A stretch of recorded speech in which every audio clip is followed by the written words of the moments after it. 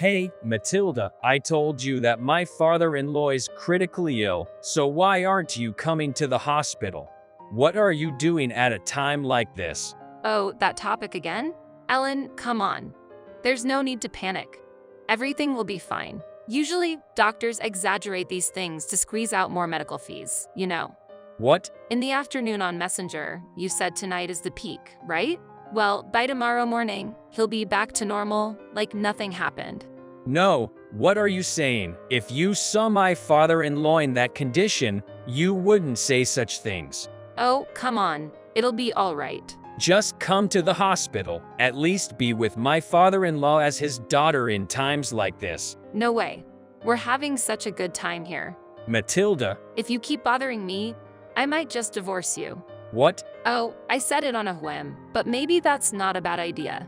Hey, Matilda. My companion is urging me to end the messenger, so is it okay if I do? Are you with someone else? Someone you don't know, Alan. Hey, just come to the hospital already.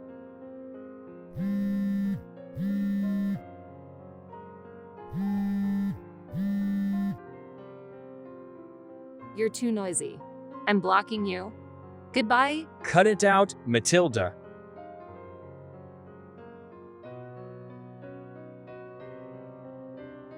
Hey there, Alan. I unblocked you because I have something to tell you. Well, I guess you're at work now, so you'll probably see this at night, right? So, I'll make the announcement now. I've fallen for someone. Actually, things are going really well between us. So, please divorce me. I left the divorce papers on the table, so make sure to submit them to the city hall soon. Oh, and no need to bother with alimony or anything. It's too much of a hassle. Haha. By the way, it's a good thing we don't have any kids together. It's fortunate that we can divorce so easily like this. All right then, bye-bye.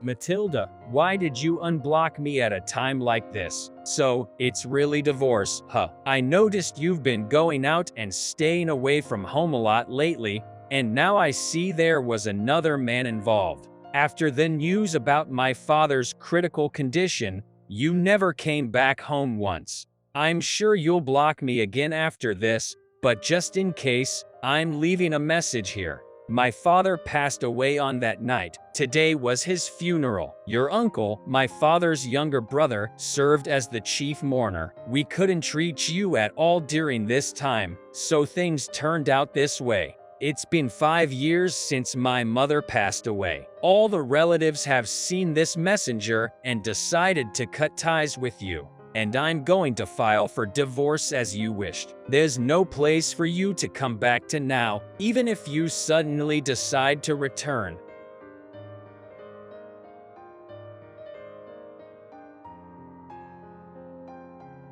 Alan, it's been a while. It's been a whole year since then. I was thinking maybe it's time for me to come back home, but I heard you moved out? But going back to my parents' place seems like such a hassle. I was thinking maybe I could reconcile with you first and then move in together. Can you tell me your new address? Oh, but you're probably still at work now, right? Let me know when you notice this message. By the way, I'm currently staying at a hotel, a capsule hotel near a station. I have enough money to stay here for about a week, but it would be really helpful if you could come pick me up and cover the accommodation expenses.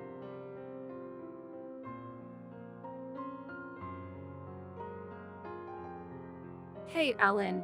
It's been a while since I messaged you, but you've seen my messages, right? I know you've read them, so you must be aware of my situation. Can you tell me your new address? I said I want to get back together, so come on, tell me your new address. Hey, hurry up and give me your new address.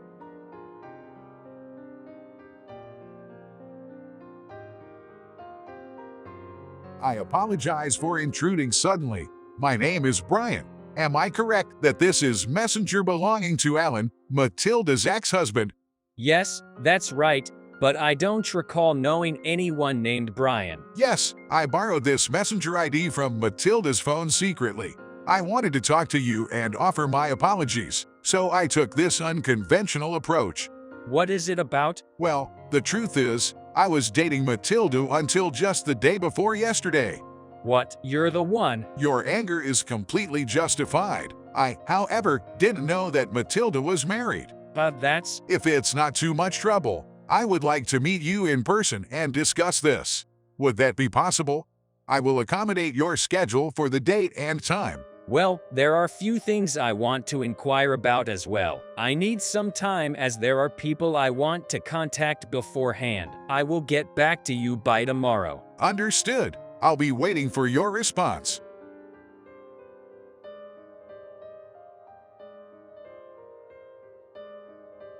Hey, Alan. Tell me your address already. I mentioned that I'm staying at a capsule hotel, right? Are you coming to pick me up or not?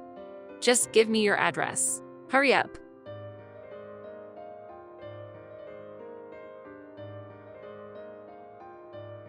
Thank you for your time during the day, Alan. You're welcome. We appreciate the valuable information and evidence you provided. We'll handle the rest from here, so if needed, please take separate actions accordingly, Brian. Understood. Also, as we agreed today, please make sure to proceed with your plan to ensure no further contact with Matilda, such as moving out promptly and changing your phone number. Yes, I understand. I apologize for any trouble caused. I'll take care of it from now on. Thank you for your cooperation.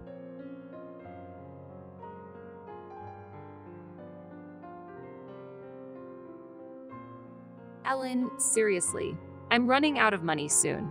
I'm running out of money due to accommodation and food expenses. I have about 3 more days left. Oh, by the way, I forgot to mention an essential thing. I've already broken up with the guy who was the cause of our divorce, so you can rest easy. I see. That's why you didn't reply. There's no problem with us getting back together, so please respond soon.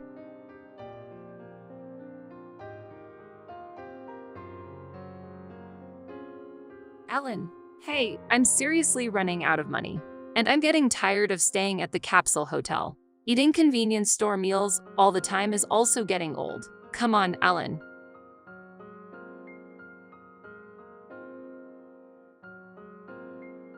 Money is getting really tight.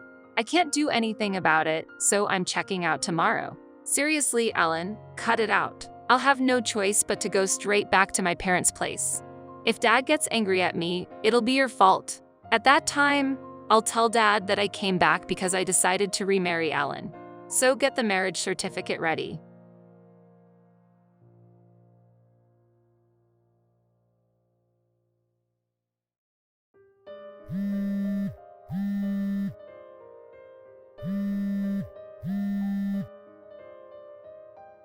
Hey, my parents' house is gone.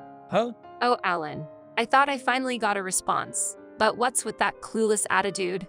Oh, I just got a notification as I was about to open Messenger. Never mind that. I came to my parents' house just now, but why is it an empty lot? Where's my parents' house? Where did my dad go? If you know where they moved, tell me. I see. Maybe that message didn't get through after you blocked me. How? What do you mean? On that day, 1 year ago, when you left the divorce papers and went to your affair partner's place. It was right in the middle of my father's funeral. Huh? Matilda, you not only blocked me but didn't respond to anyone's messages. But during the funeral, for a brief moment, you unblocked me, exposed the affair unilaterally, left the divorce papers, and disappeared. I informed all the relatives, friends, and acquaintances present at the funeral about this incident. They unanimously decided to leave you alone until you came out on your own. Huh? I noticed that I suddenly couldn't contact a lot of people, and this is the reason. That's right. Also, I met Brian, your affair partner. Huh? How do you know about him? He reached out to me. Huh? He felt some doubts about your actions and behavior after we started living together a year ago, and those doubts grew day by day. In order to clear the growing unease, he used a private investigator. A private investigator? And then, he found out about my existence as your ex-husband. No way. You lied to Brian, telling him you were single when you started dating. Around 6 months into the relationship, he got a job transfer. You decided to follow him and left the divorce papers behind, disappearing from my life. Well, Brian is handsome, and he works for a major company. You're the worst scumbag. Hey, isn't that a harsh way to put it? I'm in the midst of heartbreak after being dumped by Brian. And then, to top it all off, I found out now when my parents' house is gone that my dad passed away? Can anything be more awful than this? You brought this on yourself, and yet you blame others even in this situation. You're not just the worst, you're a genuine scumbag. Why are you saying such things? Aren't you going to remarry me? I don't care. I never intended to do that in the first place. Huh? You should have realized it when you were called a scumbag. Huh? What's going on? Well, then, leave it to your uncle. Uncle? Your uncle. Huh? I told him about your appearance in yesterday's messenger, announcing your return to the former family home. He's probably on his way there now. No way. I don't want that. I'm scared of my uncle. He's intimidating. It's just the right dose for someone like you, who betrays others without feeling anything. No, help me. The preparation to get compensation from you has already been taken care of. Huh? What's that? Compensation for infidelity. Huh? Work hard under your uncle's surveillance and pay the full amount. Goodbye then. No, please. I don't want this.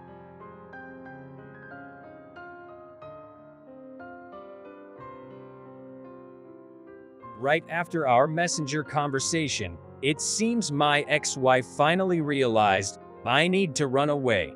She tried to escape, but at that moment, she was caught by my uncle, who had been hiding all along. After that, she sought help from the lawyer she had been consulting with and demanded compensation for the damages.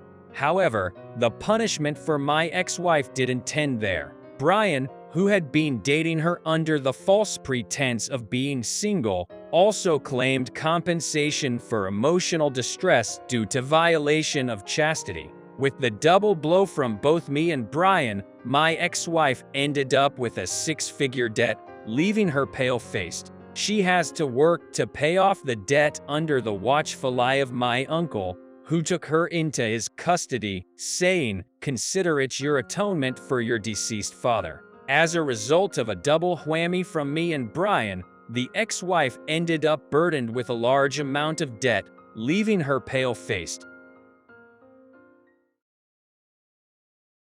Thank you for watching. Please subscribe to our channel.